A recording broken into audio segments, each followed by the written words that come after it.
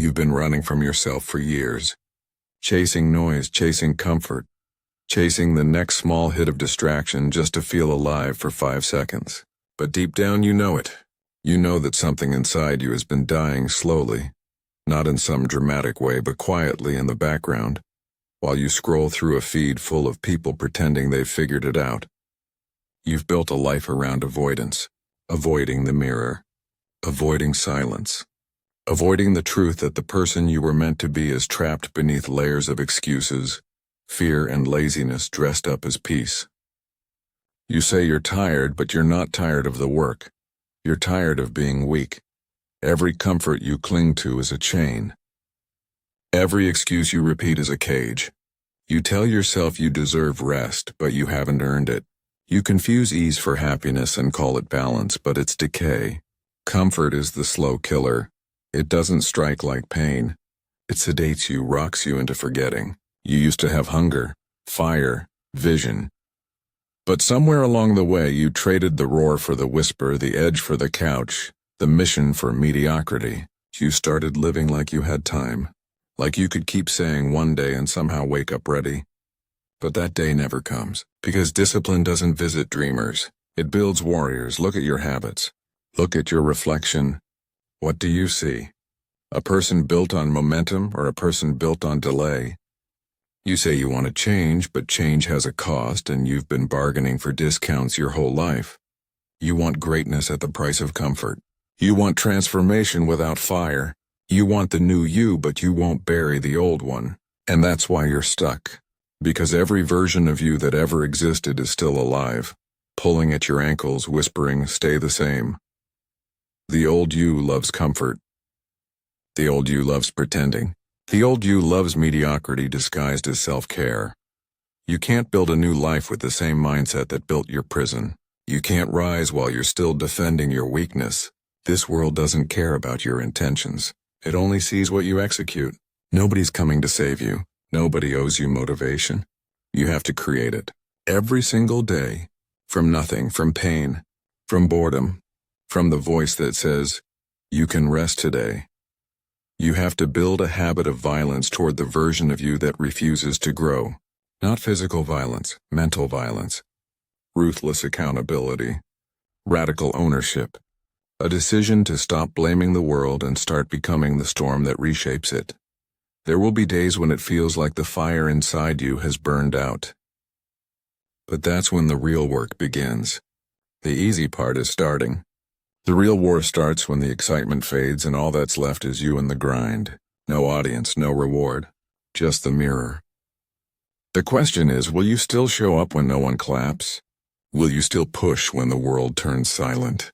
Because that's where the strong are forged, in the silence between effort and result. You can't fake that. You can't post your way out of that.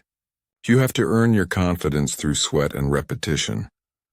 Discipline is not punishment, it's proof. Proof that you're still in control.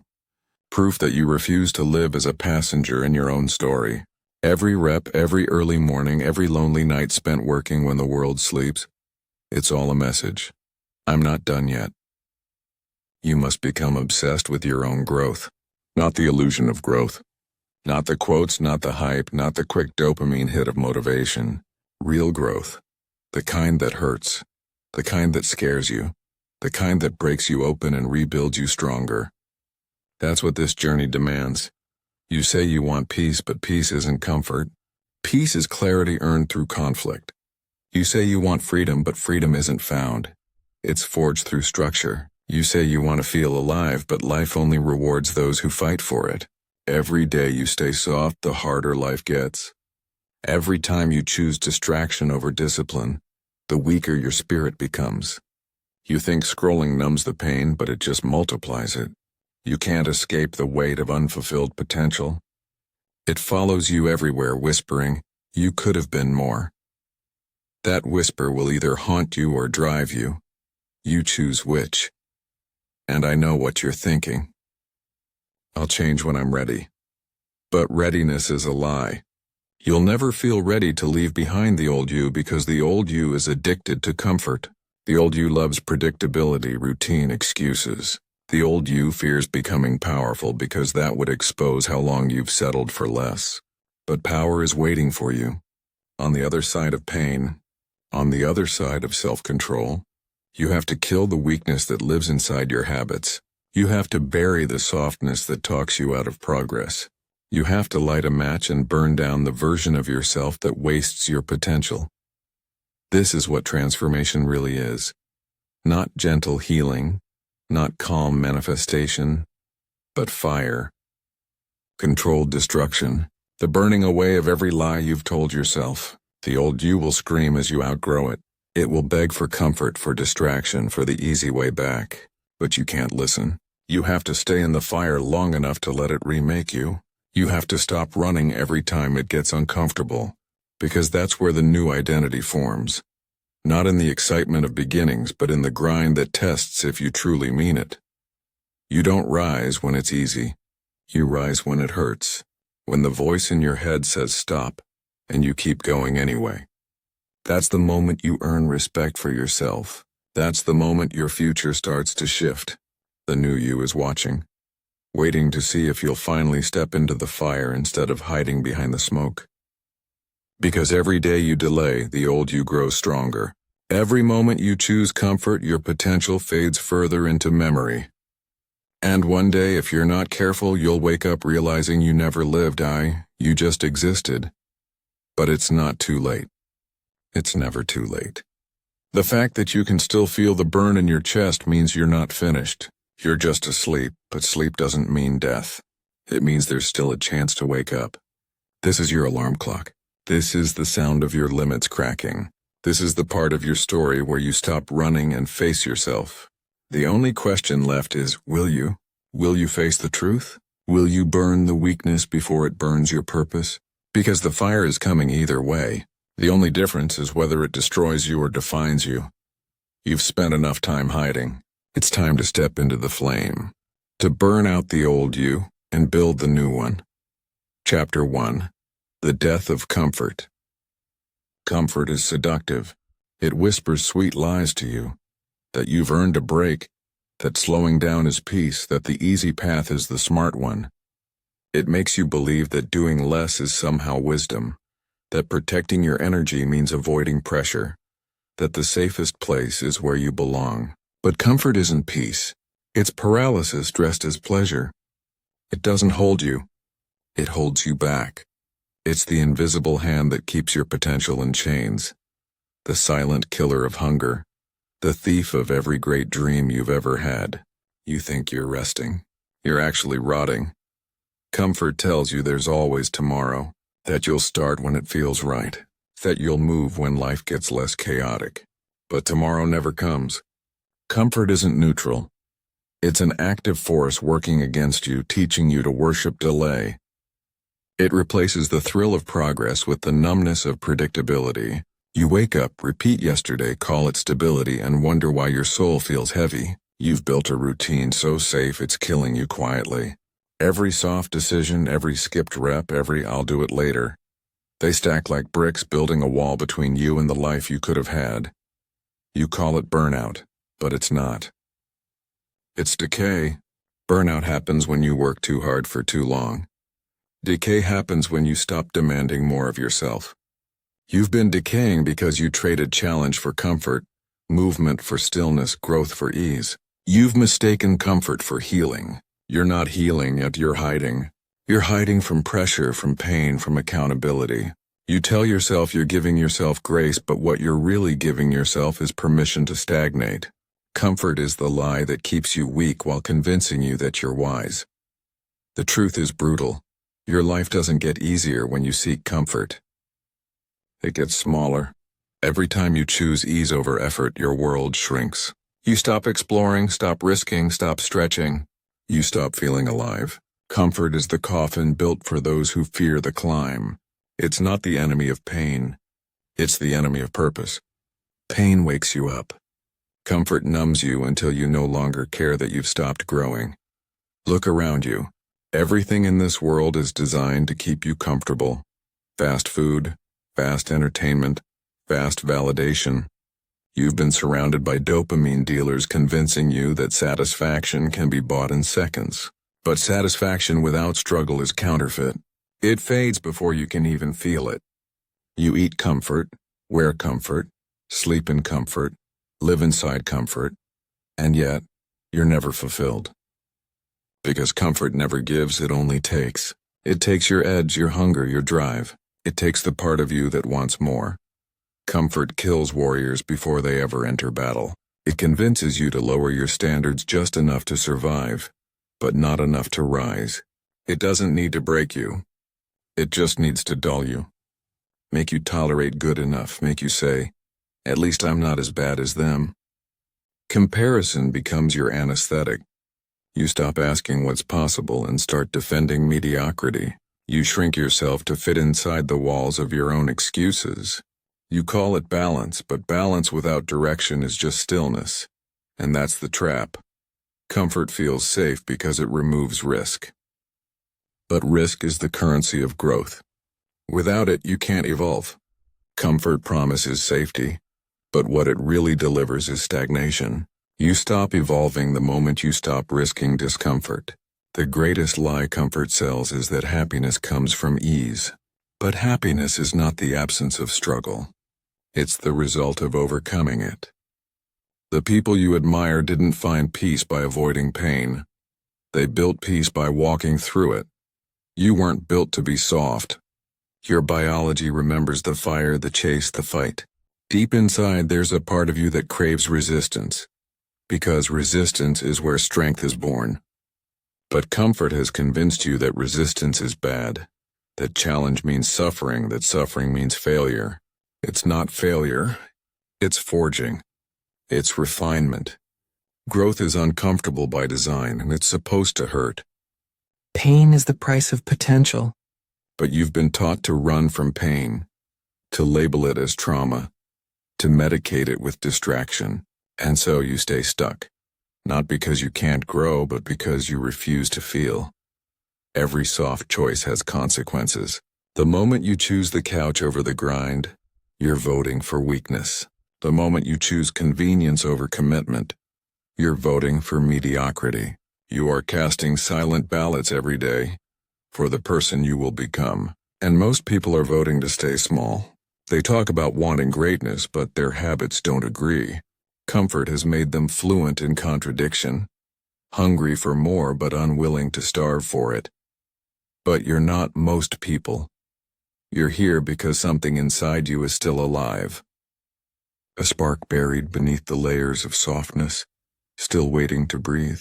You feel the frustration, the guilt, the quiet anger that comes from knowing you've settled. That's your soul protesting the lie of comfort. That's the part of you that refuses to die in mediocrity. Listen to it. That voice that says, I was made for more, isn't arrogance, it's memory. It's the echo of who you were before comfort buried you alive. Comfort is not your friend. It's the enemy wearing a smile. It lulls you to sleep while your potential burns away. But when you finally see it for what it is, you can't unsee it. You start to notice how often you choose easy over necessary, how often you retreat when you should advance. That awareness is painful, but it's the first sign of awakening. Awareness is discomfort, and discomfort is the birthplace of change. You have to start treating comfort like poison. You have to starve it out of your system. That means making hard choices daily. Choosing the workout when you're tired. Choosing the truth when lying would be easier. Choosing structure when chaos feels more fun. Every act of discipline is an act of rebellion against the comfort that's been killing you. Every hard choice is a shovel digging your way out of mediocrity. There will be moments when your mind screams for ease. When the comfort of old habits tries to pull you back, that's when you must remember. Comfort doesn't care about your future. It only wants your now. It feeds on your short-term emotions and steals your long-term growth. You have to fight it like an addiction, because that's exactly what it is. Comfort is the drug that kills potential quietly, and withdrawal hurts. But that pain is proof that you're healing. To destroy comfort, you must embrace friction.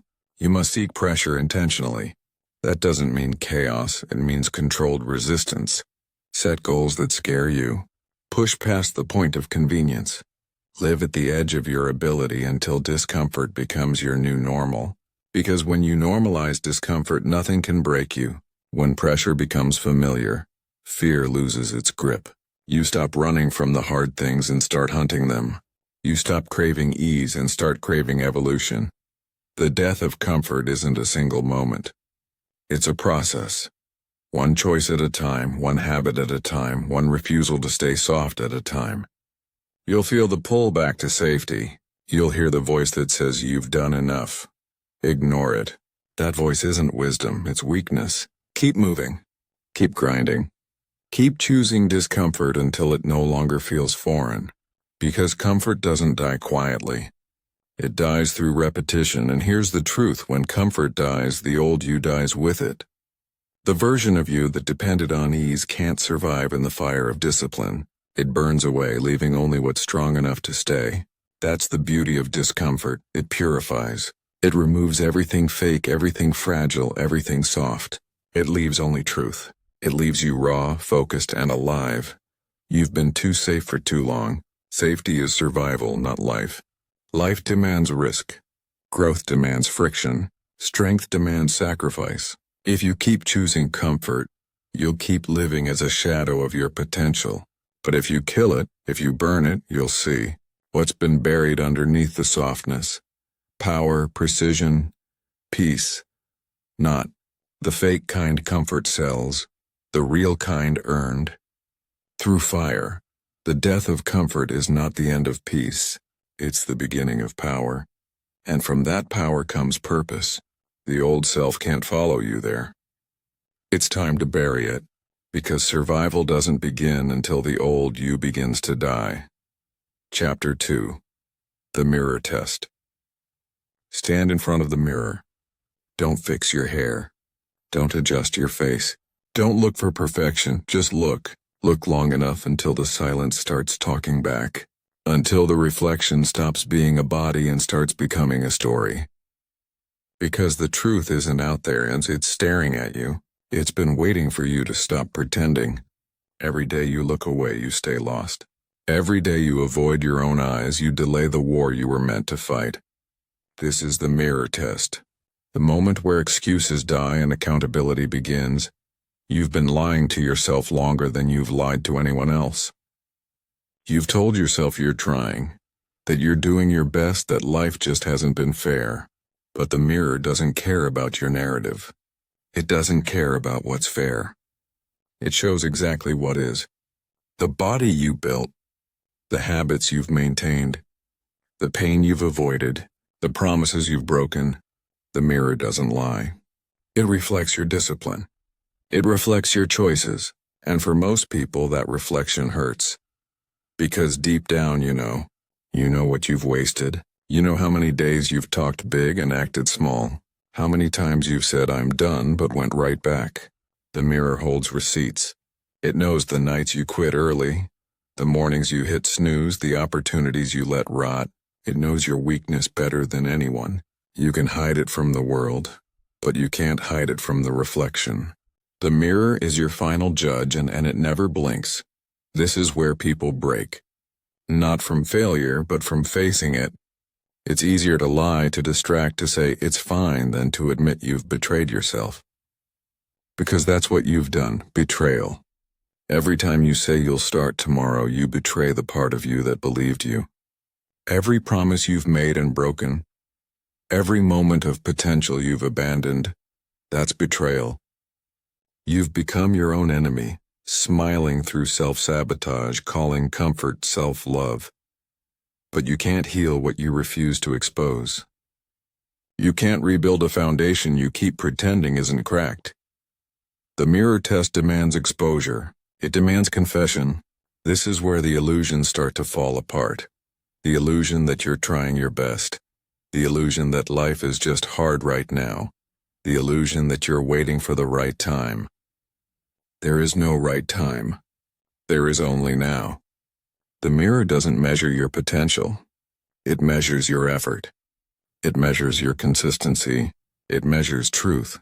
You can't fake effort to the mirror. You can post quotes, talk about mindset, journal about goals. But when you stand there, stripped of noise, it shows you exactly who you are. The truth is uncomfortable. But discomfort is cleansing. You need it. Because you've been living behind filters. Digital, emotional, mental filters that keep you from seeing your own decay. You've mastered performance but forgotten presence. You know how to look like you're growing, but not how to actually grow. The mirror exposes that gap and it hurts. It's supposed to. Pain is proof that something real is being revealed. The sting you feel when you admit you've been lazy, that's not shame. It's awakening. The frustration you feel when you realize how long you've lied to yourself, that's not defeat. It's clarity. The mirror doesn't show you what's wrong with you. It shows you what's left to rebuild. But first you have to face the rot. You have to stand there and say the things you've been avoiding. I've been inconsistent. I've been afraid. I've been pretending. That's the real starting line. Honesty is brutal, but it's also holy, because the truth once spoken loses its power to control you. Lies rot in silence. They feed off denial. But once you name them, they starve. The mirror becomes your altar, and confession becomes your first act of strength. You can't rebuild what you refuse to see. You can't become new until you've faced what's old. The old you hides behind words like later, someday, after I rest. The old you protects ego at the cost of progress. It tells you, you're fine when you're not. It wants comfort, not change. And the longer you let that voice speak, the longer you stay trapped. The mirror test is about silencing that voice. It's about hearing the truth louder than your excuses. You are not tired. You're undisciplined. You are not unlucky. You're unfocused. You are not broken. You're comfortable. These aren't insults, they're invitations. Invitations to see yourself clearly and do something about it. The mirror is not your enemy. It's your witness. It's the only thing that won't lie to make you feel better. The people around you might, your mind might, but the mirror won't. Every great transformation begins with this confrontation. You don't need motivation. You need honesty. You don't need a plan. You need truth. Truth is the foundation of power. When you stop lying to yourself, clarity cuts through chaos. You stop asking, how do I change? And start saying, I will change. There's a difference. One is a question, the other is a command. The mirror listens to commands, not complaints. Stand there longer. Don't look away when you feel disgust, regret, or shame. Feel them fully. That's how you know the real you is still alive. The numb don't feel shame. The dead don't feel regret. Pain means your soul is still trying to wake you up. Don't rush to soothe it, use it. Let it burn through the illusions until only truth remains. That's the fire of awareness. It's not punishment. It's purification. The mirror doesn't care about your past. It doesn't care how many times you've failed. It only cares about what you'll do next. You can rewrite your reflection, but that starts with owning it. No deflection, no denial. Oh yeah, but just raw responsibility. Say it. This is on me. That one sentence reclaims your power. It shifts the frame from victimhood to authorship. You stop being a character in your story and become the writer again. It's not easy. The first few times you face yourself honestly, you'll want to escape. You'll feel exposed, embarrassed, angry. You'll try to justify. You'll search for someone to blame. Don't. That's the old self fighting to survive. Every excuse you let die in front of the mirror is a piece of weakness you burn off. You are not being punished. You are being purified. The mirror is not judging you. It's freeing you. You've been told to love yourself. But self-love without self-respect is delusion. Respect comes from truth, and truth comes from accountability. The mirror is where respect is built. Not in affirmations, not in comfort, but in confrontation. You earn your self-respect every time you refuse to lie to your reflection. You want confidence? Keep promises to yourself. You want peace? Stop pretending. You want strength? Stand in truth no matter how ugly it feels. The mirror test is a ritual. You take off the armor. You strip away the persona. You let the silence speak. You look at yourself and say, no more. No more pretending.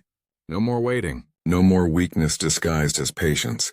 This is where the real you starts breathing again. Because the person in the mirror isn't your enemy, it's your responsibility. There's a moment, a breaking point, when you've stared long enough, felt enough, owned enough. That's the mirror break. It's not a physical shatter, but an internal one. It's the sound of denial cracking. The sound of illusion dying. It's violent, it's freeing, it's sacred. You might cry. You might rage. You might go silent. But in that silence, something shifts. The old story dissolves. The excuses lose their weight. You stop negotiating with your weakness. That's the moment you start to rebuild. Because only truth can support transformation. Lies collapse under weight. But truth is bedrock. The mirror break is not the end. It's the clean slate. From here you rebuild differently. You no longer chase external validation. You chase alignment. You stop asking, what will people think? And start asking, what will I see in the mirror tomorrow? And when you start living that way, your reflection changes. Not instantly, but gradually, relentlessly. The person who once looked lost begins to look alive. The one who once looked tired begins to look ready. Every rep, every early morning, every act of consistency, it all adds up. The mirror stops being your judge and becomes your ally. It starts to nod back at you, silently saying, we're coming back, but you have to earn that nod every day. You have to retake the test every morning. Because denial never dies permanently. It waits for weakness. It waits for fatigue. It waits for distraction. The mirror test never ends because accountability never ends. But the more you face it, the lighter it gets. The truth stops feeling like a punishment and starts feeling like power. So look again. See the scars, the flaws, the fight in your eyes. That's not failure. That's proof. Proof that you've been broken and rebuilt. Proof that you're still here. And that's all the mirror ever wanted to show you. Not perfection, but potential. The real kind. The kind that demands work, honesty, and fire. This is the mirror test, where illusion dies and truth takes its place. You've faced yourself. You've seen the cracks. Now it's time to rebuild. The reflection you fear today will become the reflection you respect tomorrow. But only if you stop lying, stop hiding, and start building. The mirror is waiting. The new you is watching. Don't look away. Chapter 3, Fireproof Discipline. You've burned the old you. You've faced the mirror. Now comes the building. The part where talk ends and proof begins. This is where dreams meet discipline. And most people fail not because they can't do it, but because they still believe discipline is punishment. They think structure kills freedom, that consistency kills creativity. But they're wrong. Discipline isn't a prison. It's the key that unlocks every door you've been staring at. Freedom without discipline is chaos. Chaos without structure is decay. You don't rise by doing what you feel like. You rise by doing what you said you'd do. Long after the mood has died. No one respects potential. The world respects proof. Proof that you show up. Proof that you can be counted on. Proof that you don't fold when it's boring, when it's painful, when it's quiet. Discipline is that proof. It's not built in intensity. It's built in repetition. Anyone can sprint for a week. Few can crawl for a year. The disciplined don't chase motivation. They manufacture momentum. They don't pray for the mood. They command movement. Discipline is the bridge between chaos and control. Between who you were and who you're becoming. You've already burned away the illusions. Now the fire must be contained, shaped down, focused.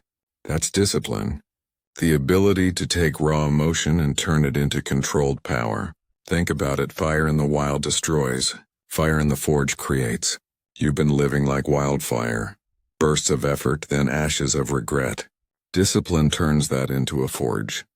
Every repetition, every schedule, every rule becomes a tool for transformation. You don't just survive the fire, you use it. Discipline isn't sexy. It's not loud. It's not Instagram quotes and morning sunrises. It's the unseen grind. The early alarms, the missed comforts, the constant war between who you want to be and what you feel like doing. But that war is sacred. Every time you win, your self-respect grows. Every time you choose action over excuse, you reinforce identity.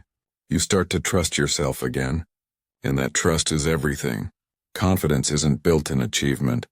It's built in consistency. You think discipline is hard? Try regret.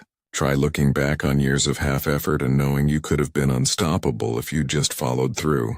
Pain is temporary. Regret echoes forever. The undisciplined life looks easier in the moment but costs more over time. Every skipped day compounds into disappointment. Every broken promise piles into shame. You can't escape that math. There's no shortcut around it.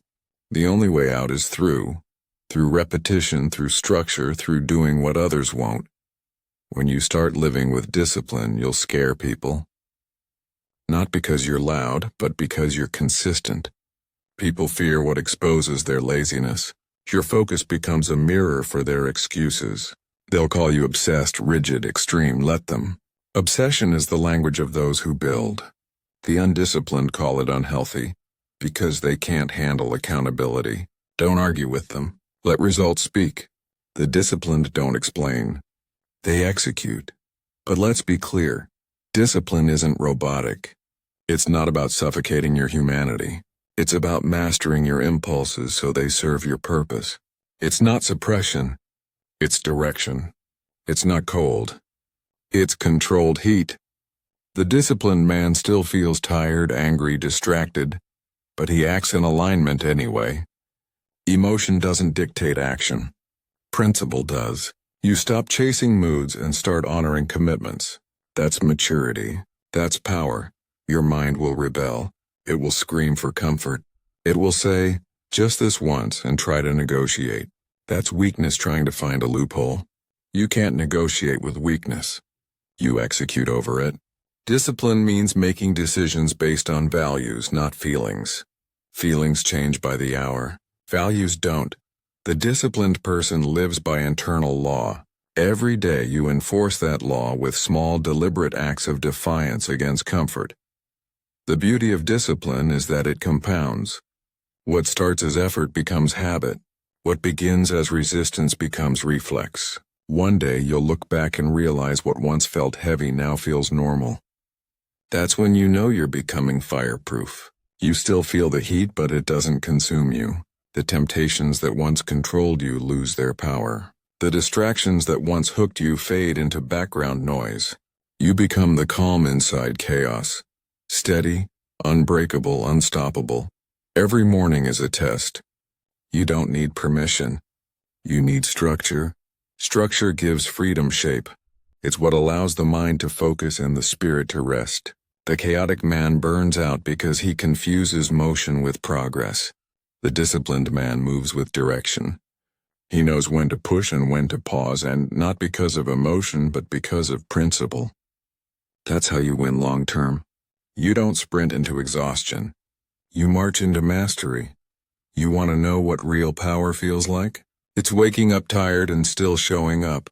It's saying no when every nerve in your body screams yes. It's building consistency so strong that quitting feels unnatural. That's the level you're chasing. Because when discipline becomes identity, success becomes inevitable. You don't have to chase it. You attract it through reliability.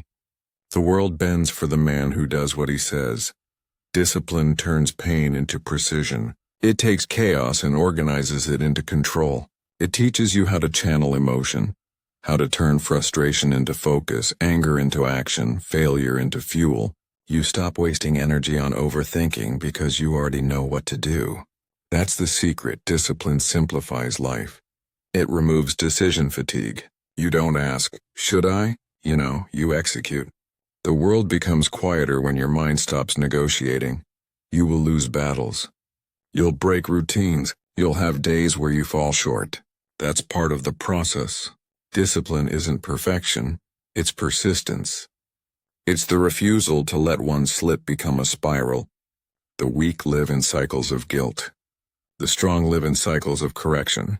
Miss a day, Fix it tomorrow. Fall down? Stand up faster. Discipline doesn't demand flawless execution. It demands consistent correction. Every failure is feedback. Every mistake is material for growth. But make no mistake, discipline will isolate you. Growth always does. The undisciplined live for comfort. The disciplined live for calling. You'll outgrow conversations, environments, even relationships. Not out of arrogance, but alignment. Your life will start to demand standards others won't meet. You'll stop being understood, and that's the price. You'll trade validation for vision. The undisciplined seek approval. The disciplined seek advancement. You must decide which matters more. The disciplined life is lonely at first. Then it becomes liberating. You stop needing people to believe in you because you believe in yourself. You stop seeking motivation because your routine becomes your reason. You stop chasing comfort because you realize the comfort you crave comes from keeping promises to yourself. There's no better feeling than looking in the mirror and seeing evidence of your own consistency. That's real confidence, earned, not imagined. You can't fake discipline. It shows in your posture, in your tone, in your presence. People can sense when you're grounded in structure. Discipline radiates quiet authority. It's not loud. It's lethal. It doesn't brag, it builds. It doesn't need applause. It needs purpose. That's what separates the amateurs from the professionals. Amateurs wait to feel ready. Professionals operate regardless. Ask yourself this. What would your life look like if you kept every promise you've ever made to yourself? Imagine the confidence, the peace, the power. You wouldn't need external motivation because your reflection would remind you who you are. Every rep, every routine, every sacrifice is a message to your future self. I can count on you. That's how identity is built. One completed promise at a time. Discipline is not punishment. It's the highest form of self-respect. You don't discipline what you hate. You discipline what you value. You show up for what matters. You protect your purpose like it's sacred, because it is. Discipline is worship. It's prayer in motion. It's the physical manifestation of belief. When you work, when you push, when you execute, you're saying, I still believe in me. And that belief, once strengthened, becomes armor. You stop needing others to hold you accountable because you've become accountable to yourself. You stop waiting for motivation because your standards became your fuel. You stop chasing balance because discipline creates it naturally. The chaos in your mind quiets when your actions align with your values. That's peace, earned peace. The kind no one can give or take. But the moment you stop practicing discipline, you start sliding backward. There's no neutral in this game. You're either building the fire or letting it die. You can't coast uphill. Every day demands proof. The proof that you still want it. The proof that you're still willing to pay the price. The proof that your old habits no longer control your new standards. Discipline is a daily declaration. I'm not going back. This is how you become fireproof. You don't eliminate pressure. You learn to thrive inside it. You don't run from the heat. You adapt to it. Pain becomes signal, not setback. Discomfort becomes direction. You learn that struggle is not punishment. It's purification. The disciplined aren't the ones who feel less. They're the ones who endure more without breaking, because they've trained their mind to obey their mission. And that's what this chapter is about. Obedience to purpose. The ability to do what must be done, not what's convenient. To rise when it's hard. To keep going when it's quiet. To move without applause. Discipline is your new identity. It's not something you do. It's who you are. You are the kind of person who follows through. You are the kind of person who keeps promises. You are the kind of person who does what others only talk about. No one will hand you freedom. You have to earn it through structure. You have to build it through repetition. Freedom is not the absence of rules. It's the mastery of them. It's the ability to live with such focus and precision that nothing outside you can shake what's inside you. That's the goal. That's what you're chasing. Not motivation. not hype. Mastery discipline is the bridge from chaos to control, from potential to proof, from old to new, and every day you walk across it, you burn a little more weakness away. That's how you become untouchable, fireproof, built to last. Because when the world throws heat, you don't melt. You rise. Chapter 4: The War with Distraction. The war isn't fought on battlefields anymore. It's fought in your pocket, in your notifications, in the endless scroll of noise that eats your time, your focus, your life. Every ping, every swipe, every new piece of content is a bullet aimed at your mind.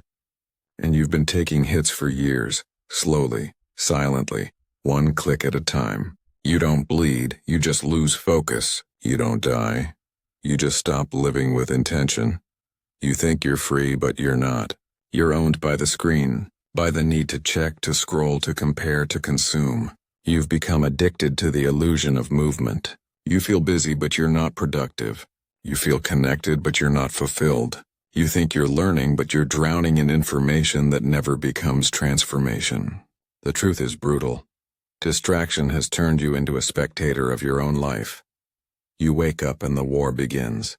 Before your feet hit the ground, the world invades your mind. Notifications, updates, opinions, all fighting for your attention before you've even remembered who you are. You scroll before you breathe. You compare before you think. You react before you decide. That's not freedom. That's mental slavery. The enemy doesn't need to chain your body when it can capture your focus. Every great empire falls the same way, from within. And your empire, your mind, is under siege. Distraction is the invader. It doesn't storm the gates. It gets you to open them willingly. It convinces you that you're relaxing, that you're staying informed, that you're connected. But you're not. You're being drained. Your attention is being traded for algorithms, your time for nothing. You're not the customer. You're the product. The war for your mind is not fair. It's engineered. You're fighting an enemy that studies you.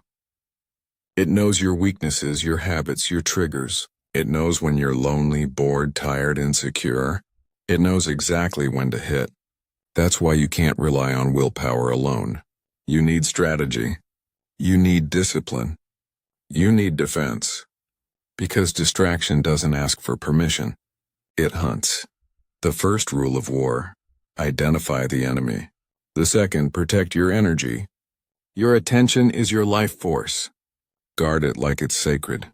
Because it is. Whatever captures your attention controls your direction. You cannot build focus while feeding chaos. You can't build mastery while you're addicted to noise. The mind that cannot sit still cannot create. The man who cannot be alone cannot lead. Every scroll is a decision. Every click is a vote. You're voting for distraction or focus, creation or consumption, power or weakness. The algorithms aren't evil. They're just reflections of your appetite. They feed what you crave. If you crave noise, they'll drown you in it. If you crave purpose, they'll disappear. Because purpose can't compete with passive pleasure. That's why you have to choose. You can't serve two masters. One feeds your power, the other feeds your paralysis. You want to know why you feel drained all the time? Because your brain is running 1,000 open tabs. Every notification, every piece of unfinished content leaves residue. Open loops that never close. You think you're multitasking, but you're fracturing your mind. Focus is a muscle and you've been starving it. Every interruption weakens it a little more. Until one day, you can't focus on anything for more than a few seconds without itching for a distraction. That's not a personality trait, that's programming. The cure isn't easy. It's war. You have to detox from the constant stimulation. You have to starve your distractions until your focus returns. That means silence. That means boredom. That means facing the emptiness you've been running from. Because behind distraction is always something deeper. Avoidance. Avoidance of discomfort. Avoidance of pain. Avoidance of the voice inside that's been trying to guide you. The strongest people you'll ever meet aren't the loudest. They're the ones who've mastered silence. They know how to be alone without needing noise. They don't reach for their phone every 5 minutes. They don't fear stillness because stillness is where they sharpen their edge. You can't sharpen a blade while shaking it. You have to hold it steady, feel the grind, control the motion. That's focus. That's mastery. You must declare war on distraction. That means boundaries. You can't keep saying yes to everything and expect to build anything. You must eliminate what doesn't serve the mission. Audit your life like a general audits his troops.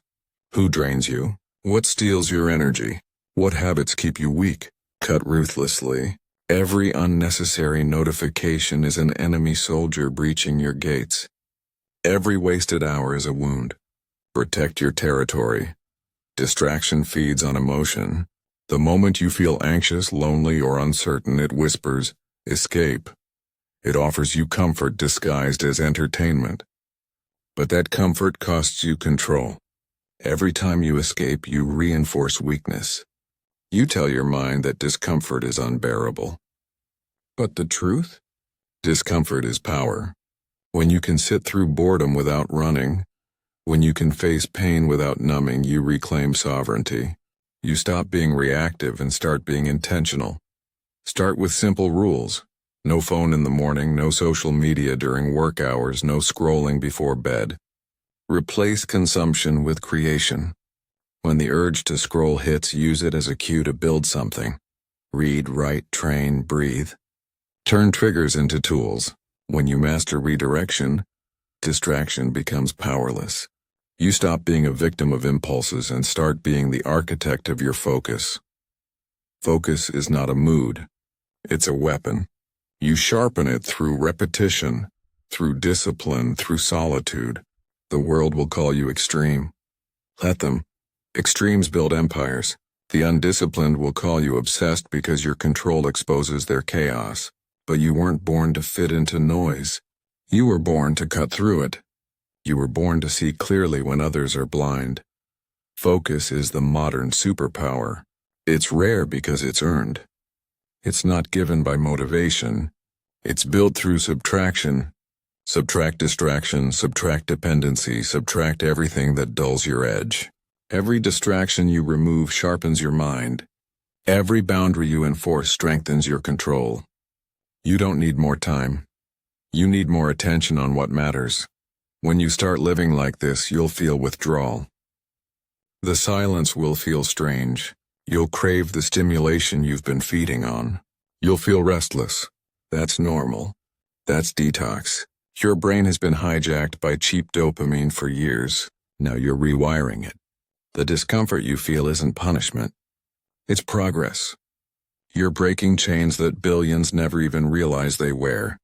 Learn to love boredom. Boredom is not the absence of activity. It's the birthplace of creativity. Every idea, every invention, every breakthrough comes from stillness. When your mind is quiet, it starts to create. But when it's constantly stimulated, it can only react. You can't be original if you're always consuming someone else's thoughts. The mind that creates must first be empty. Solitude isn't loneliness, and it's preparation. Build rituals of focus. Create sacred hours where you work uninterrupted. Protect them like treasure. Let the world wait. Because the world can wait, your purpose cannot. When you're deep in your craft, when you're fully locked in, time bends. You enter flow. And in that state, distraction ceases to exist. That's where greatness is forged. Not in chaos, but in clarity. You'll start to notice patterns. How noise breeds doubt. How silence breeds confidence. How distraction makes you chase everything and commit to nothing. The more focused you become, the clearer you see how many people are trapped in cycles of noise. Talking, scrolling, consuming, but never moving. Don't join them. Build differently. Move differently. Protect your focus like it's oxygen. When you control your attention, you control your emotions. When you control your emotions, you control your life. That's the hierarchy of power. You'll stop being triggered by small things. You'll stop reacting to nonsense. You'll stop letting people rent space in your head because your mind won't be open for business anymore. It'll be a fortress. Focused, guarded, intentional. You'll also discover something else.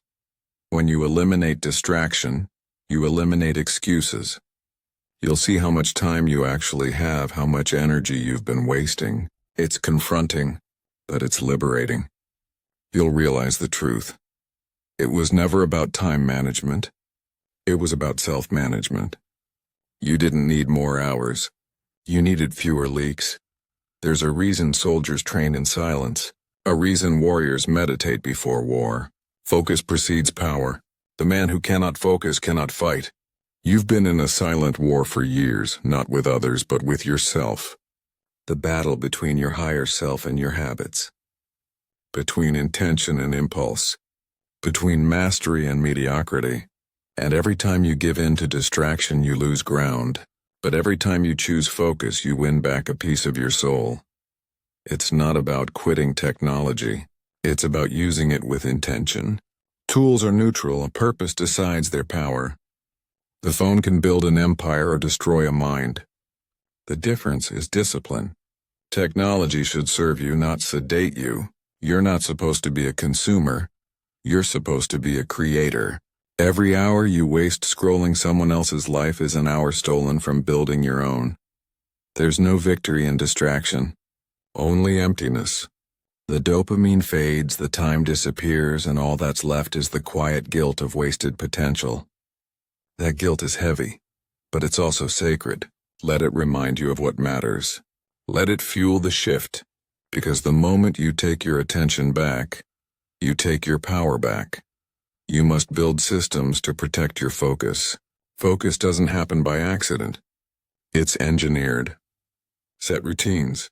Simplify decisions. Limit inputs. Design your environment to make focus automatic and distraction difficult. Remove temptation before it requires willpower. That's how you win. That's how you build consistency that lasts. The war with distraction never ends, Bria. But you can win every day. Every time you choose silence over noise, purpose over impulse, focus over escape, you reclaim territory. You sharpen your blade. You become lethal. Not to others and to mediocrity. Your attention becomes your weapon. Your solitude becomes your training ground, and your discipline becomes your shield. Distraction made you dull. Focus makes you dangerous. You're not just avoiding noise, you're mastering control. You're designing a mind that can't be hijacked, a will that can't be bent, a vision that can't be blurred. So sharpen yourself. Every morning, every moment, every choice. Cut through the noise. Refuse to be conquered by convenience. The world doesn't need another distracted dreamer. It needs focused builders, warriors of attention. This is the war for your mind. And from this moment on, you fight to win. Chapter 5. The Power of Controlled Pain. Pain was never your enemy. It was your instructor. The one teacher that never lies. Every lesson worth learning comes with a sting.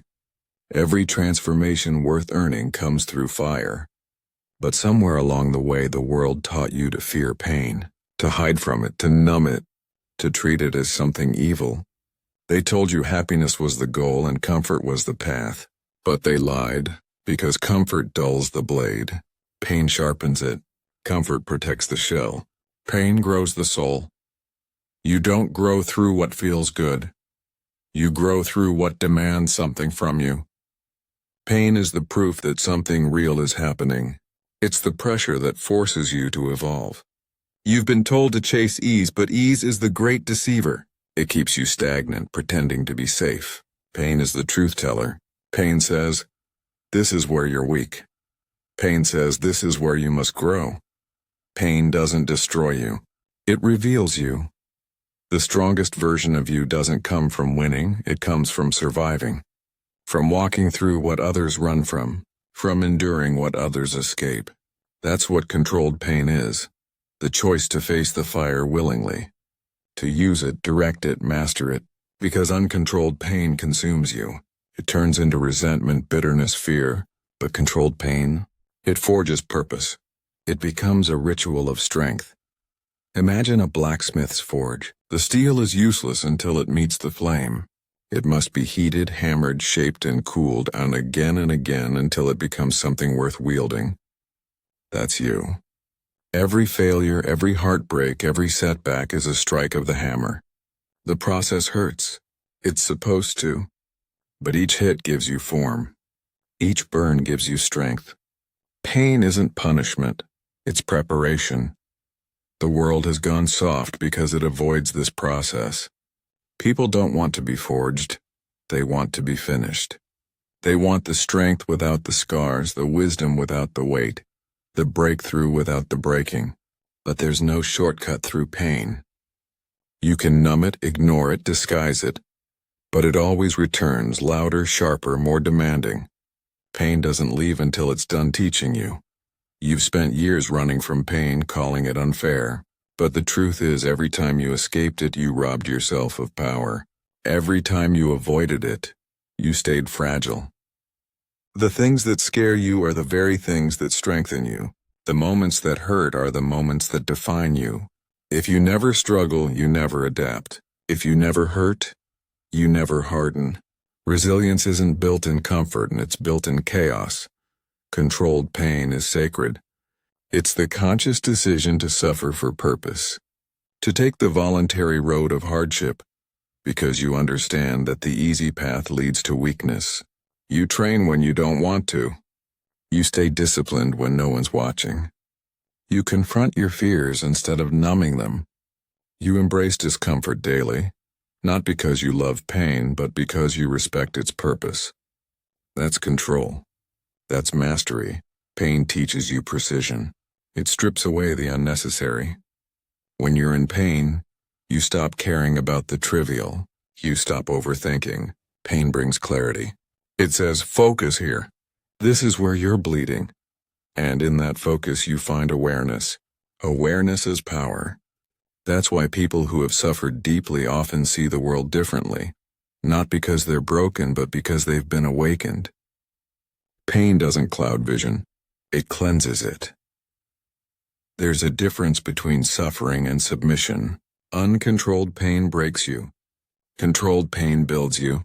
When you face it with purpose, pain becomes ritual.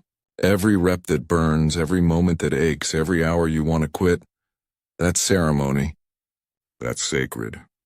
You are proving to yourself that you can endure, that you are not ruled by weakness, that your spirit bends but doesn't break.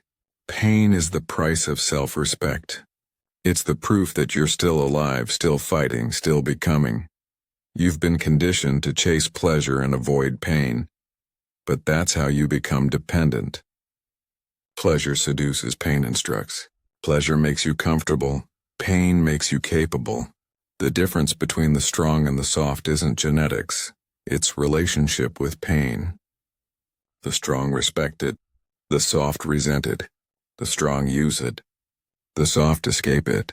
And every time you escape, you weaken your tolerance. You teach your mind to fold at the first sign of resistance. You don't build resilience in ease. You build it in repetition of discomfort. Pain introduces you to yourself. When you're hurting, you can't fake who you are. You can't perform. You can't lie. Pain strips away the persona and reveals the core. And that's why it's sacred, because it gives you truth. The mirror shows your reflection, but pain shows your essence. It shows how you react when comfort is gone, when everything feels heavy and no one's watching. That's when character is carved. The goal isn't to avoid pain. It's to harness it, to learn its rhythm, to understand when it's teaching and when it's warning. Pain isn't random, it's communication. Physical pain says, strengthen or rest. Emotional pain says, let go or grow. Mental pain says, focus or change. When you stop fighting pain and start listening to it, you turn chaos into clarity. You stop saying, why is this happening to me? And start saying, what is this showing me? Controlled pain gives you power others can't comprehend. Because once you've suffered intentionally, the world loses its leverage. They can't threaten you with discomfort when you've already made it your friend. They can't scare you with failure when you've already died to ego. You become unshakable. That's what fireproof really means. Not that you don't feel the heat, but that the heat no longer dictates your movement. But don't misunderstand. Pain is not a fetish. It's not about chasing suffering for its own sake. It's about purpose, about transmuting it into strength, about control. Without control, pain consumes. With control, it transforms. You can drown in it or you can direct it. You decide. Pain is raw energy. Channel it or be crushed by it. Every great athlete, artist, warrior, creator, they all know this truth. Pain is the portal. The act of pushing past the point of comfort is how mastery is born. The runner keeps running after the lungs burn. The fighter keeps swinging when his arms go numb. The builder keeps creating when the world doubts him. That's not insanity, that's sacred repetition. That's controlled pain. You want to be strong? You must learn to love the burn. Not because it feels good, but because you understand what it's doing. Every drop of sweat, every ache in your muscles, every moment your mind screams quit. That's weakness dying. That's the fire sculpting you. That's the forge shaping something worthy. Pain isn't cruelty. It's calibration. The universe tests the depth of your desire before it rewards your effort. People say they want transformation, but they run from the flames that cause it. They want to be reborn without dying first. But rebirth demands burial. You can't carry your old comfort into your new identity. You must let the fire consume it, and that's painful. Transformation always costs comfort. But if you can endure the burn long enough, you'll emerge something different, something unstoppable. Pain cleanses your relationship with time. It forces you into the present. When you're in pain, you're fully alive. Every second stretches. Every breath matters. That's awareness. That's connection. The pain grounds you in reality. It's not something to escape. It's something to explore. Inside the struggle lies your strength. Inside the ache lies your awakening. And when you start to embrace pain with intention, you start to crave growth. You stop chasing easy wins. You stop needing shortcuts. You start building patience. Because you know that true growth takes time. It takes repetition. It takes friction. Controlled pain teaches you how to endure repetition without resentment. It teaches you how to fall in love with the process instead of the outcome, because the process is the prize. Pain also teaches gratitude. You stop taking peace for granted when you fought for it. You stop mocking comfort when you've earned it. You stop pitying failure when you've learned from it. Pain humbles you and hardens you at the same time. It reminds you that you're not invincible, but you're unbreakable when aligned with purpose. When you master pain, you stop being fragile. You stop crumbling under criticism, delay, or rejection, because those things used to feel like pain. Now they're practice. You stop needing validation because you know your worth is forged, not gifted. You start walking through life with quiet power, calm under pressure, focused under fire. People will ask how you stay composed. The answer is simple. I've trained in the flames. Controlled pain is the highest discipline. It's a ritual, a covenant with yourself. It says, I will not run from what refines me. Every day you endure the burn of effort, you add another layer of armor. Not to harden your heart, but to strengthen your will. Every repetition of pain becomes a reminder. You're still here. Still fighting. Still alive. You are the forge. Discipline is the flame, and pain is the hammer that shapes you. Together they create something indestructible. A being forged from struggle, focused by suffering and defined by endurance. That's who you're becoming. Not fragile, not avoidant, but sacredly strong, so don't pray for easy. Pray for strength. Don't beg for comfort. Beg for clarity. Don't run from pain. Run toward purpose. Because every second you spend avoiding the fire, you delay the version of you that can walk through it untouched. Embrace controlled pain. Let it break what must be broken. Let it purify what must be cleansed. And when the fire finally settles, you'll stand there, unburned, unbroken, unstoppable. The old you feared the heat. The new you is the heat. You've learned to face pain. Now you'll learn to shape it. Because the next step isn't just surviving the fire, it's using it to build the future. The forge is still burning. The hammer is still raised. The transformation isn't over. It's only just beginning. Chapter 6. Identity Under Construction. You've walked through the fire. You've burned the old you. You've learned the power of pain. Now comes the building, the architecture of self. This is where identity stops being a story from the past and becomes a structure you create, brick by brick, choice by choice. The old you was built accidentally. The new you will be built intentionally. Because identity isn't found. It's formed. It's not discovered. It's designed. Every day you wake up, you're voting for the person you'll become. Every habit, every word, every decision is construction. You are the architect in the project. The blueprint is written in your actions, not your thoughts. You can't think your way into a new identity. You must act your way into it. The old you waited for motivation. The new you builds momentum. The old you reacted to circumstance. The new you creates direction. That's the shift from passive existence to active creation. Look back for a second, not to regret but to recognize. The old identity was built by default, formed by repetition of reaction. You absorbed your environment. You mirrored others. You lived by patterns you didn't design. You became the sum of what you tolerated. Every excuse, every distraction, every delay was a vote for that version of you. But you've burned that blueprint now. You've seen what comfort creates. It's time to draft something different. Identity isn't about what you've done. It's about what you do consistently. You can't keep acting like the old you and expect to evolve. The body doesn't change until the habits change. The mind doesn't transform until the language changes. The soul doesn't awaken until the rituals change. This chapter is where the new structure takes shape, not through hope, but through habit. The first foundation of identity is language. The words you use become walls in your mental house. Every time you say, "I can't," you carve weakness into your foundation. Every time you say, "I am," you pour concrete around belief. Be careful what follows those two words. Because identity is not what you want. It's what you say repeatedly until your subconscious accepts it as truth. The old you spoke in doubt. The new you speaks in declaration. You stop saying, "I'll try," and start saying, "I will." You stop saying, "I'm working on it," and start saying, "I am it." That's not arrogance. That's alignment. The second foundation is habit.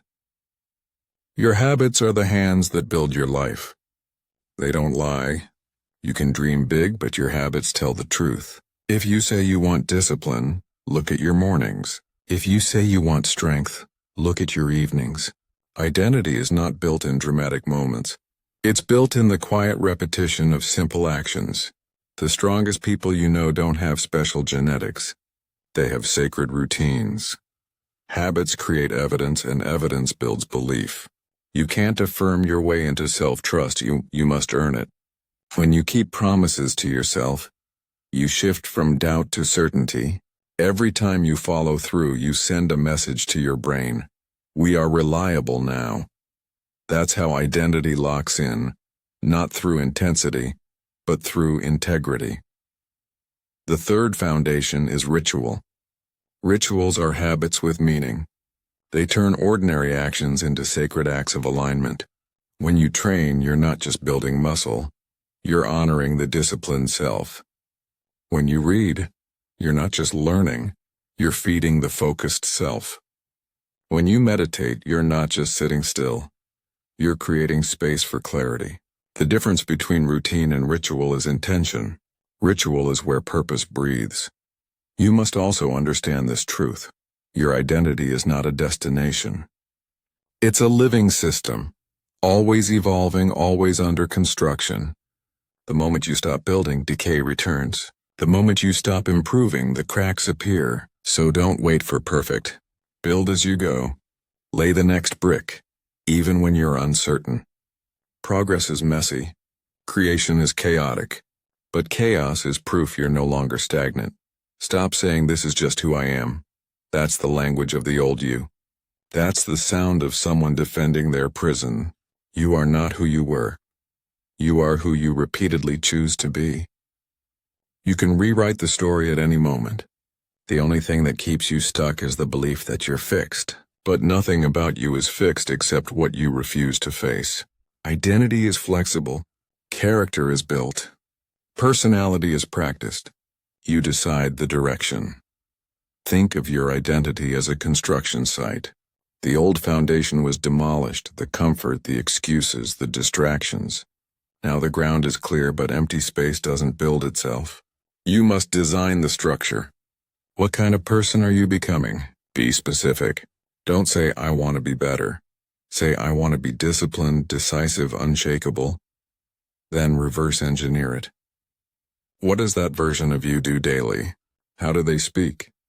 How do they move? How do they respond under pressure? That's your blueprint. Then build to match it. You don't wait until you feel like that person. You act like them until the feeling catches up. Identity follows action, not the other way around. When you show up as the new you consistently enough, the mind adapts. It stops doubting and starts believing. That's how transformation becomes permanent, through embodiment. The old you was reactive, shaped by circumstance.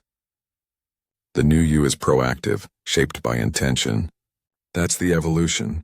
You stop waiting for better conditions and start creating them. You stop saying, I hope it works, and start saying, I will make it work. The difference between the weak and the powerful isn't luck, it's authorship. Weakness lets the world write its story. Power writes its own. Be ruthless about your environment. The old you lived surrounded by comfort. The new you needs alignment. You can't build a strong identity in a weak setting. Cut what doesn't match your new blueprint. The distractions, the complainers, the noise. The people who keep you small don't belong in the new construction.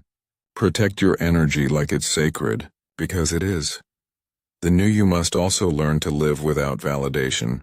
The old identity was built on reaction, to praise, to criticism, to approval.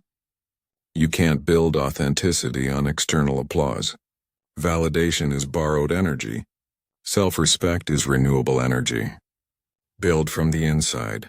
When your actions align with your values, you'll feel peace even in silence. When you live according to purpose, applause becomes irrelevant. Identity is a daily decision, not a declaration.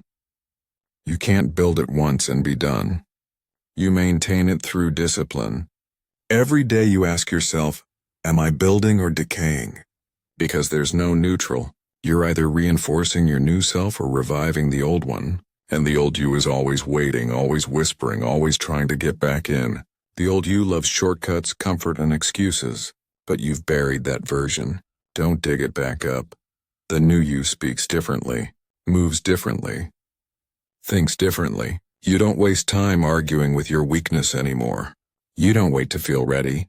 You move, you execute. You live by principle, not impulse. You don't need motivation, you have momentum. You don't chase confidence, and you build it through consistency. Every time you act in alignment, you reinforce your identity. There will be days you doubt it. Days you question if the new you is real.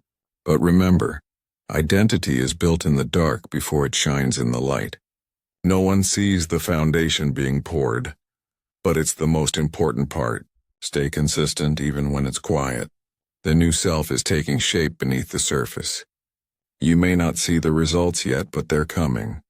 Every small choice adds up. Every disciplined act is construction. The key is awareness. Identity is not just about what you do. It's about noticing when you drift. The moment you catch yourself slipping into old patterns, correct immediately. Don't justify or adjust. That's what separates builders from drifters. The builder doesn't need perfection. He needs precision. He doesn't need speed. He needs stability. He builds one brick at a time, knowing that slow is smooth and smooth is strong. As your identity strengthens, your standards will rise. You'll stop accepting mediocrity. Not because you think you're better, but because you know you're capable of more. You'll start demanding excellence from yourself, because excellence becomes natural. You won't need to force it. It'll flow. Because identity creates gravity. The stronger your sense of self, the more your actions align effortlessly. That's when discipline becomes instinct. That's when power feels peaceful. Don't wait for permission to become this person. You don't need to announce the construction. Build quietly. Let the results make the noise. Let your discipline become your voice. Because the world doesn't believe word, it believes consistency. Build in silence. Reveal in strength, and remember, every identity is temporary until it's tested. Life will test yours. Stress will test it. Temptation will test it. That's not failure, and that's confirmation. Every test is an inspection. Every hardship asks, is this structure real? If you've built it with truth, it will hold. If you've built it with lies, it will crumble. That's how you know what's solid. Identity isn't perfection, it's progression. It's not a fixed label. It's a living standard. The goal isn't to become flawless. The goal is to become faithful. Faithful to your purpose, your potential, your process. Every day you honor that, the old identity fades further. Every day you build, the foundation gets stronger. And one day you'll look around and realize, you no longer recognize the old self. The language, the habits, the mindset, all replaced. You'll walk differently, think differently. You'll carry a calm power. Not loud, not forced, but grounded. That's the reward. That's what identity work feels like. Quiet strength. You are the architect and the masterpiece. The project and the builder. The blueprint and the builder's hand. And this phase of construction is sacred. Because you're not becoming someone new. You're remembering who you were meant to be. So build deliberately. Build daily. Build despite fear. Build with discipline and direction. Build until the old you is unrecognizable and the new you is undeniable. Because the structure you're building now, your habits, your rituals, your standards, now will become the fortress that protects your purpose. Identity isn't what you find, it's what you forge, and yours is still under construction. Chapter 7. The Isolation Phase. There will come a point in your evolution when everything gets quiet. The noise fades, the circle shrinks, and the world you once depended on stops responding. You'll think you're being punished, but you're not. You're being purified. This is the isolation phase, where the space between who you were and who you're becoming. It's not a void. It's a forge. It's the silence where strength is sculpted. Growth demands separation. You can't build a new version of yourself in the same environment that broke the old one. The noise that once kept you comfortable now becomes unbearable. The conversations that once entertained you now feel empty. The distractions that once numbed you now taste bitter. That's how you know the shift is real. When mediocrity starts to disgust you. When comfort starts to suffocate you. When solitude stops feeling like loneliness and starts feeling like oxygen. Isolation isn't glamorous. It's not candlelight and peace. It's cold nights, heavy thoughts, long silences. It's realizing that most people won't understand your hunger. It's realizing that your growth will make others uncomfortable. It's learning to sit in silence without seeking validation from the noise you left behind. The isolation phase strips away everything that isn't necessary. Every mask, every role, every false connection. What's left is you, raw and unfiltered. At first, the quiet will feel unbearable. You'll crave the distractions you escaped. You'll reach for your phone, for conversation, for comfort, but all of it will feel hollow. Because this isn't a time to fill the silence. It's a time to listen to it. Isolation exposes the voices you've been avoiding. The doubts. The fears. The truths. It brings them to the surface so you can face them. This is where real clarity begins. When you can no longer run from your own reflection. The world glorifies connection, but forgets the necessity of disconnection. You can't hear your inner voice when you're drowning in everyone else's noise. Isolation isn't withdrawal. It's alignment. It's removing interference. It's returning to your own frequency. Every great rebirth begins in solitude. The caterpillar inside the cocoon, the seed beneath the soil, the warrior in the cave. Silence is the soil of transformation. But don't mistake isolation for exile. You're not being abandoned. You're being prepared. The universe removes distractions before it delivers direction. It cuts off the noise so you can finally hear your calling. You can't carry everyone with you to the next level. Some people are only designed for your past. When you outgrow your environment, it's natural to feel alone. But alone doesn't mean lost. It means evolving. You'll start to notice how addicted you were to validation, how often you did things just to be seen, how much energy you spent performing for approval. Isolation shatters that addiction. In solitude, there's no audience. No applause. No likes, no praise, no feedback. Just effort, just honesty, just work. That's when you discover who you really are. The version that shows up when no one's watching. Loneliness becomes a teacher. It teaches self-reliance. It teaches emotional endurance. It teaches that peace doesn't come from being surrounded but from being centered. You stop chasing external noise to fill internal voids. You stop needing permission to move forward. You stop explaining your vision to people who can't see it. Because growth doesn't need to be understood. It needs to be lived. This phase hurts because you're detoxing from dependence. You're breaking emotional habits you didn't know you had. You're realizing how much of your identity was built on other people's approval. It's painful to strip that away, but necessary. Because as long as you rely on external validation, you're still owned. Freedom starts in solitude. Power is born in silence. In isolation, your priorities realign. You start asking harder questions. What really matters? Who am I when there's no audience? What do I want when no one's watching? These questions are uncomfortable because they demand honesty. But honesty is liberation. You start realizing that much of what you thought you wanted came from external programming. Goals you inherited, expectations you absorbed. Isolation burns all that away. It leaves only truth. You'll lose people during this phase. Not because they betrayed you, but because they don't belong in the new structure. You can't keep people who thrive on your old energy. Some relationships are built on your lower self, on shared distraction, shared weakness, shared avoidance. When you rise, those connections break. Don't chase them. Don't apologize for outgrowing what keeps you small. Isolation isn't cruelty, it's clarity. The silence is where the real work happens. You start to build internal muscle, patience, focus, resilience. You stop reacting to every emotion and start observing it. You learn that solitude isn't emptiness. It's space for growth. It's the mental gym where you train your discipline, the emotional forge where you build peace. While the world panics in noise, you sharpen in stillness, but make no mistake, the silence will test you. It will ask you to face what you've buried. All the insecurities you masked with busyness will rise to the surface.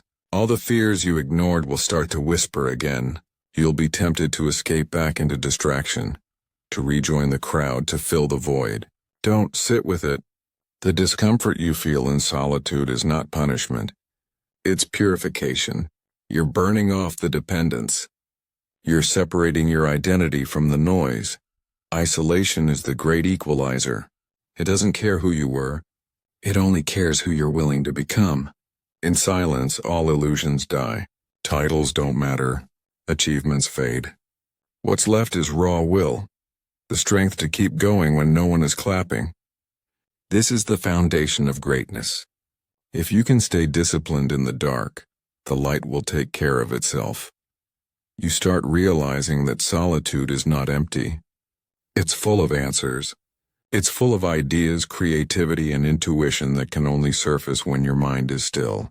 You learn to trust your instincts again, to listen to your own thoughts without judgment, to act from alignment, not influence.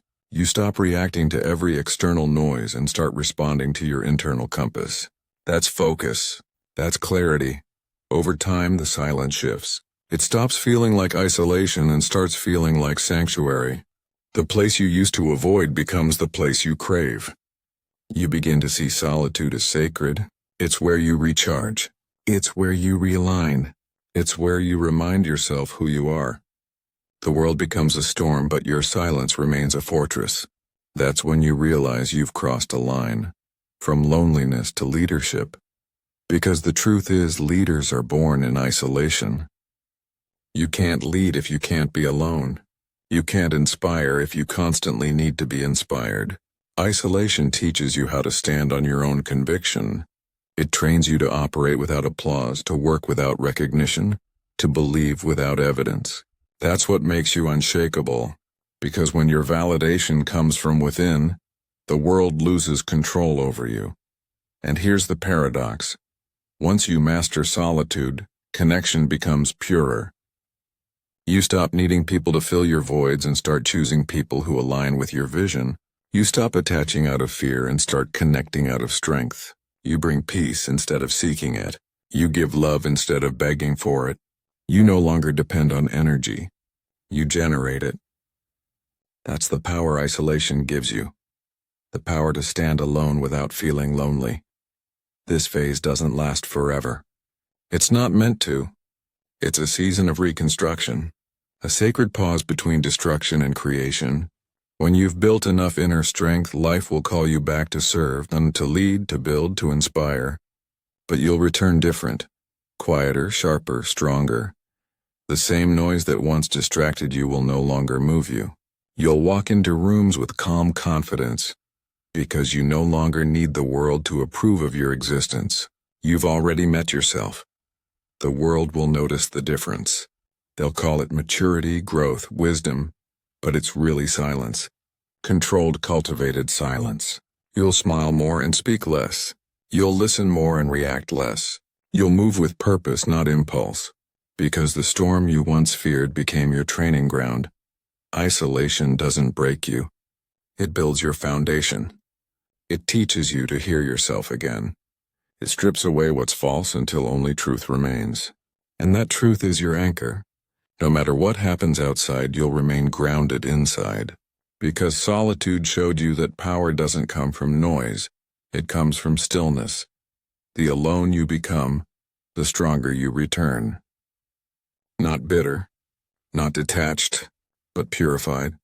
You'll emerge from this phase with sharper focus, deeper peace, and unshakable direction, because once you've found power in isolation, the world can never make you feel small again. So don't rush this season.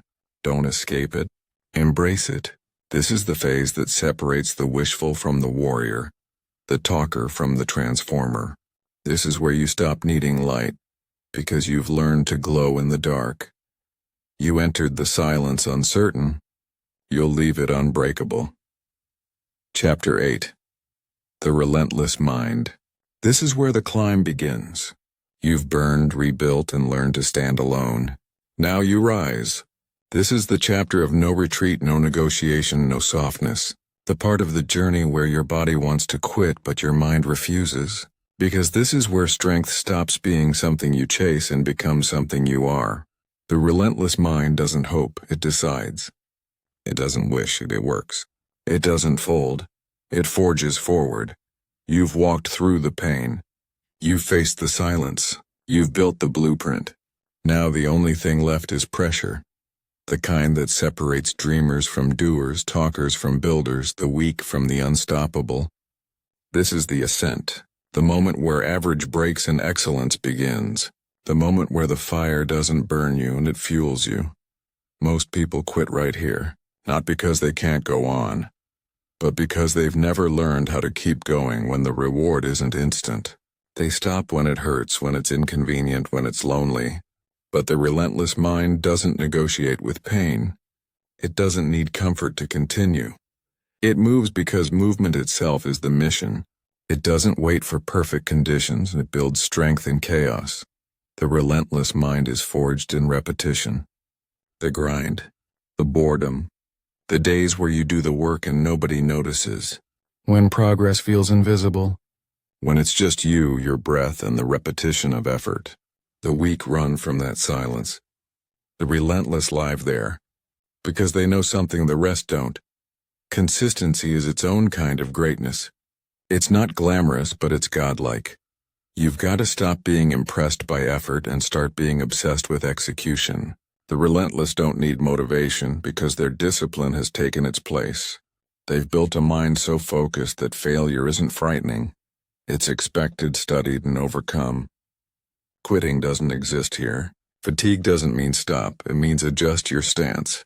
Doubt doesn't mean retreat, it means prove it again. Every setback becomes a test. Every test becomes proof. Your mind must become a machine. Precise, durable, unbreakable. That doesn't mean emotionless. It means emotionally intelligent, controlled, aware, sharp. The relentless mind feels everything but obeys nothing except principle. It can feel pain and still push. It can feel fear and still move. It can feel doubt and still act. That's what separates power from potential. Obedience to purpose, not emotion. You have to build endurance for adversity. Anyone can move fast when life feels light. But true mastery is measured in how long you can carry the weight. The relentless don't just lift heavy once and they carry it daily. They show up when enthusiasm fades, when the novelty is gone, when there's nothing left but will. That's where identity solidifies. When you stop needing a reason to continue. You continue because stopping is no longer in your nature. The weak look for escape. The relentless look for execution. They don't avoid pressure. They chase it. They crave it. Because pressure exposes truth. Pressure reveals who's prepared and who's pretending. You can't fake discipline under weight. You either have it or you don't. But here's the beauty. You can build it. You can train your mind the same way you train your body. Repetition, resistance, recovery. Every day you add a layer of armor, forged from effort, molded by endurance. The relentless mind is self-governed. It doesn't depend on external praise. It doesn't collapse under criticism. It doesn't need someone to say good job. It knows when it's done enough and when it hasn't. The relentless carry their own scoreboard. They compete with yesterday's weakness, not someone else's highlight reel. They understand the only opponent that matters is the voice that whispers, stop. You must learn to make discomfort familiar. The relentless mind doesn't seek comfort. It seeks command. It lives at the edge, always testing limits. It knows that pressure creates presence. You are most alive when you're fully engaged, fully focused, fully invested. The lazy think they're saving energy by doing less. But they're wasting their life by never touching their full capacity. The relentless refuse that fate. They'd rather break in pursuit of greatness than survive in comfort. The difference between a quitter and a conqueror is simple. Response.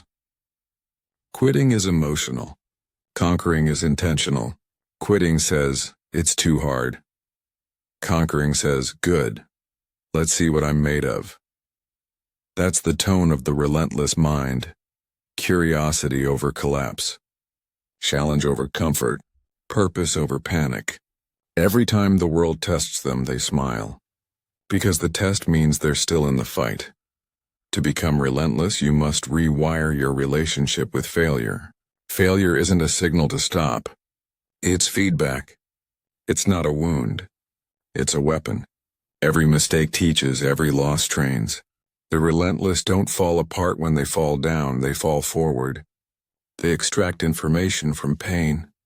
They analyze, adapt, and attack again. That's why they win. Because they never stop learning. They never stop applying. You must understand this truth. Greatness is not intensity, it's endurance. Anyone can be strong for a day. Few can be consistent for a decade. The relentless think long-term. They play the infinite game. They build systems, not sparks. Their energy isn't explosive, it's renewable. Because it comes from purpose, not hype. Hype fades. Purpose endures. The relentless mind is patient but urgent, calm but aggressive.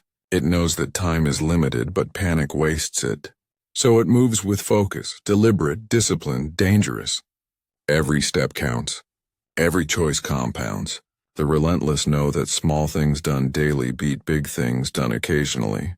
Their obsession is rhythm, precision, continuity. You have to fall in love with the monotony, the repetition, the invisible work, because that's where power hides. The world rewards performance, but greatness is built in practice. The relentless don't crave recognition. They crave repetition. They train while others talk. They build while others scroll. They sacrifice while others celebrate. And they smile through it. Not because it's easy, but because they know what it's creating. The relentless mind isn't loud. It's lethal. It doesn't announce progress. It embodies it. You'll see it in the way they walk, calm, grounded, focused. They don't need to prove anything. Their consistency speaks for them. You'll see it in their eyes, like still unshaken, locked in. That's not arrogance. That's certainty. The kind you can't fake. The kind you earn.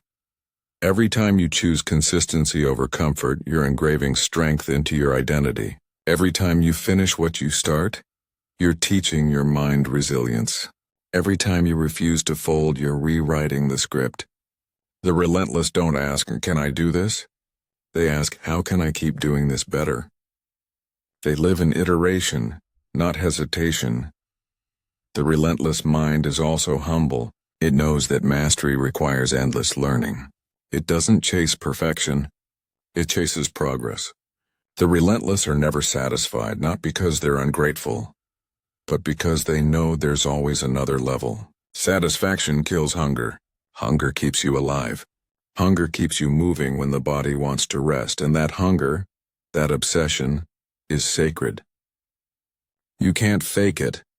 You can't borrow it. It comes from within.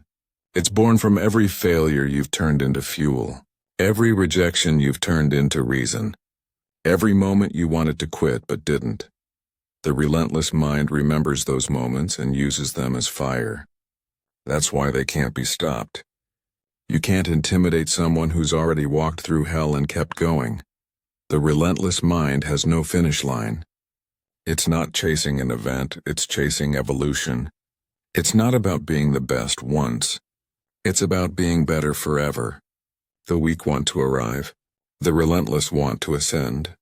There's always another mountain, another challenge, another edge to sharpen.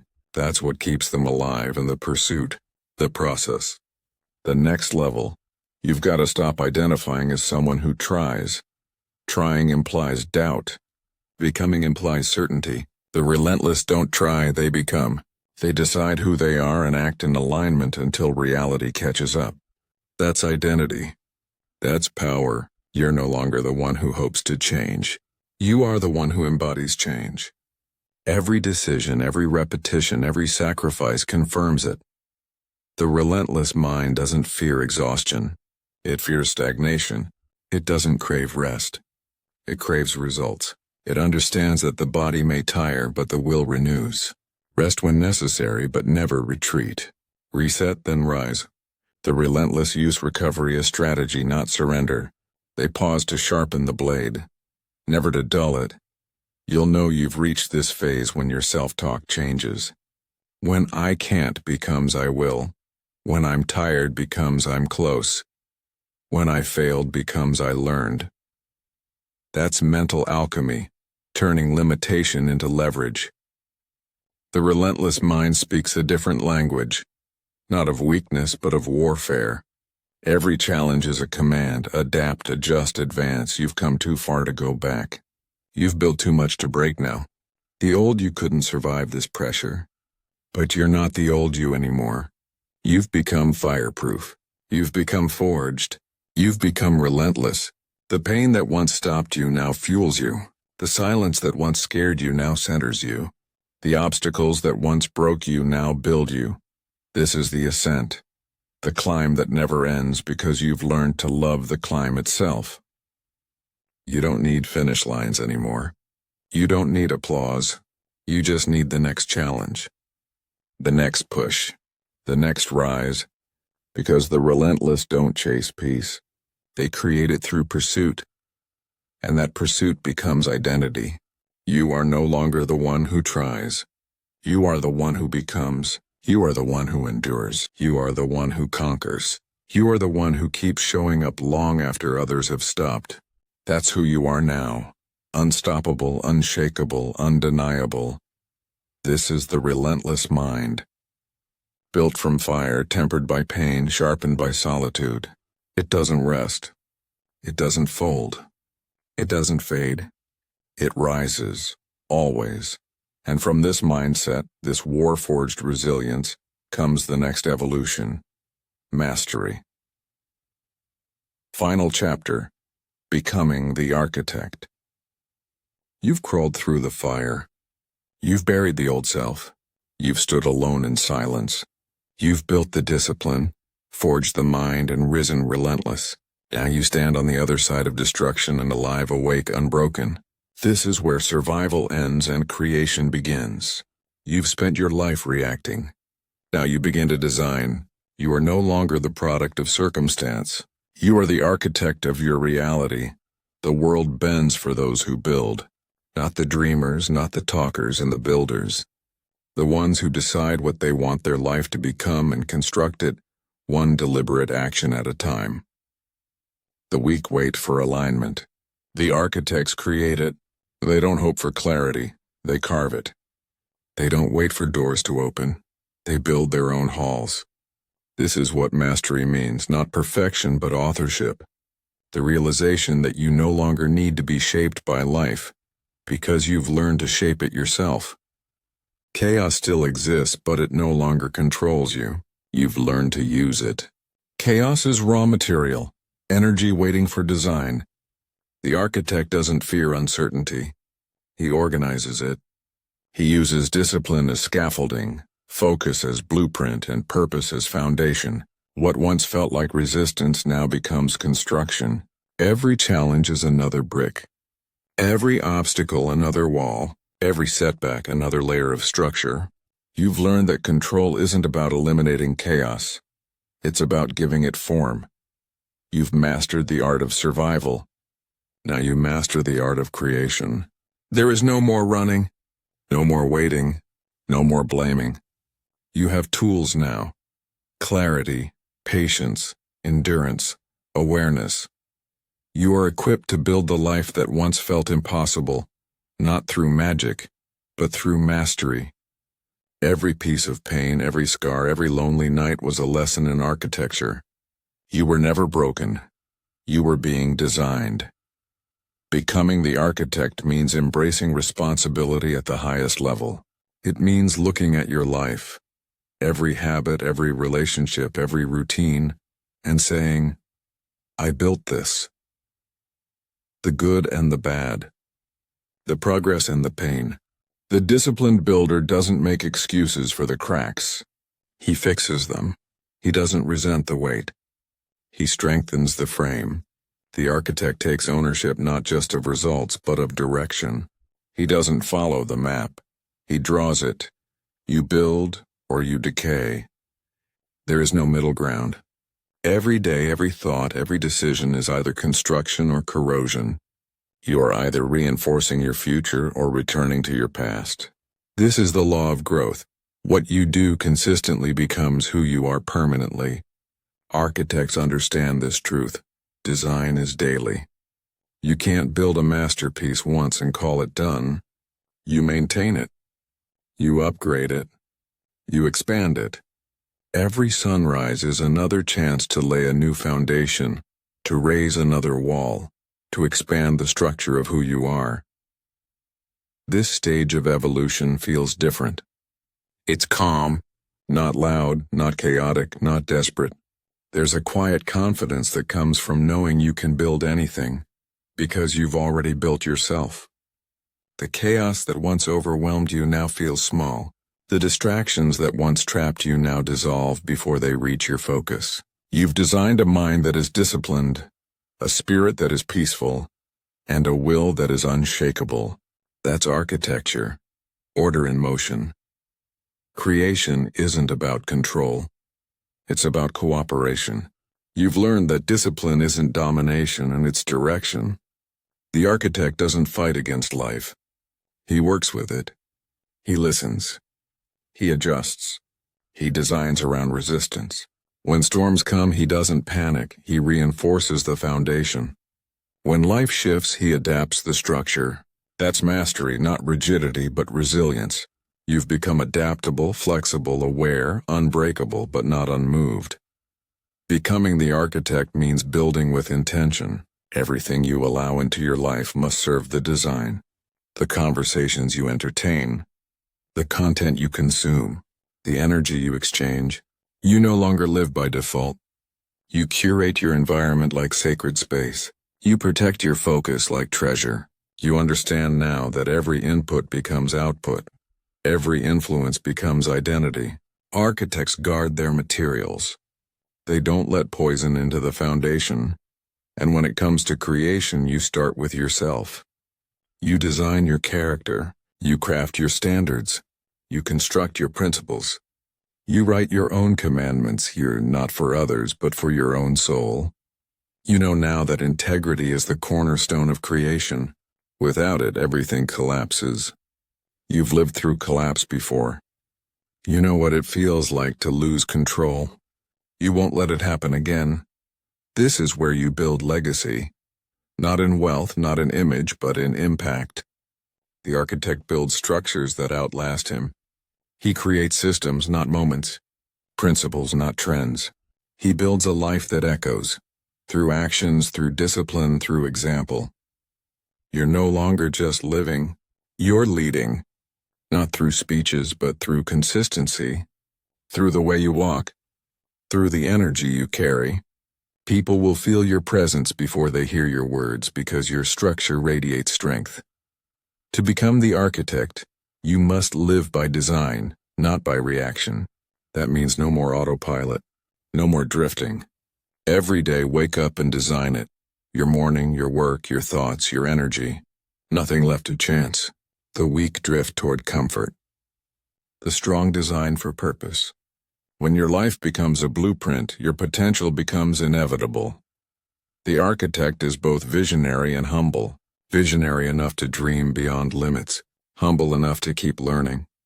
You don't build once and rest. You build forever. Growth never ends. Mastery never sleeps. There's always another layer, another upgrade, another refinement. That's the beauty of design. It evolves as you do.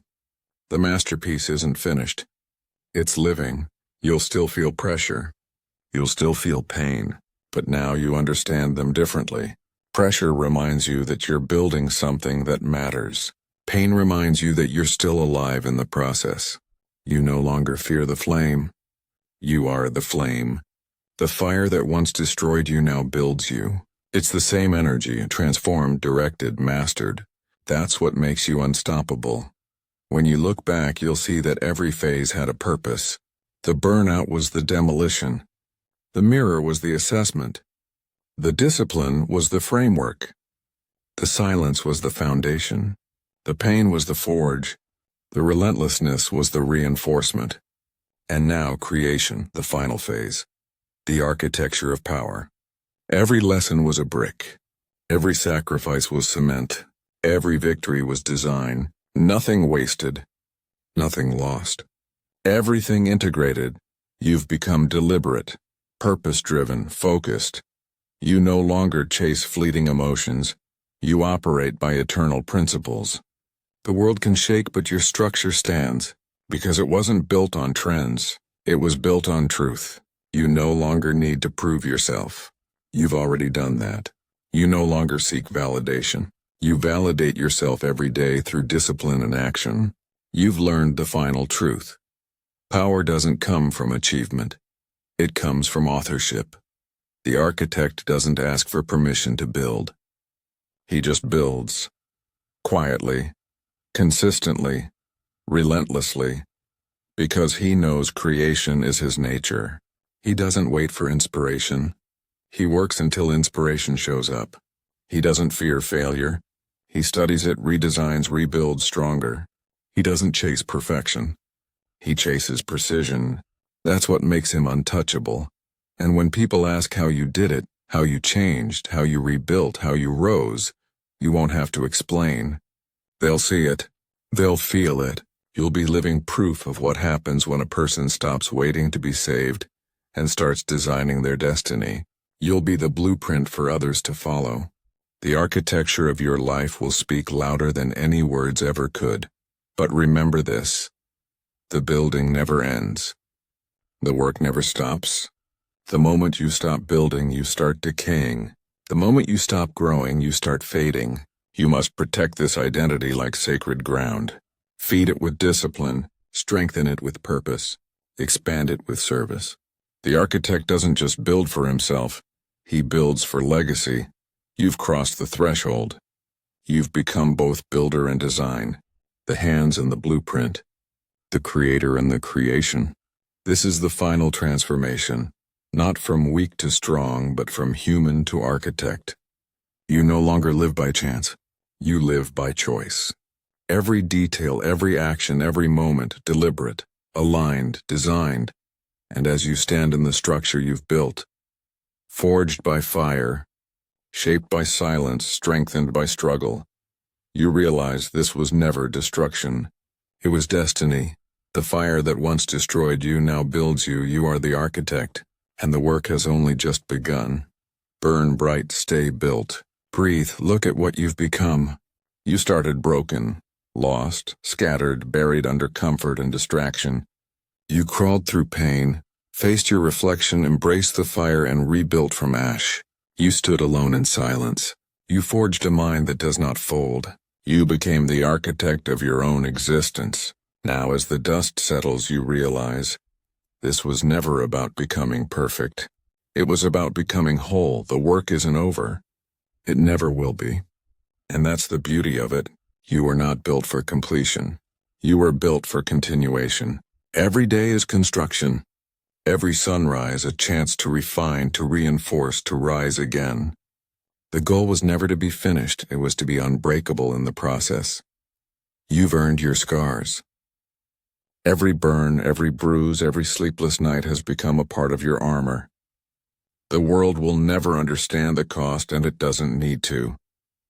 The scars speak their own language, proof that you've lived through chaos and came out clean. You wear them not as reminders of pain, but as emblems of power. They are not what broke you, they are what built you. You are no longer chasing transformation.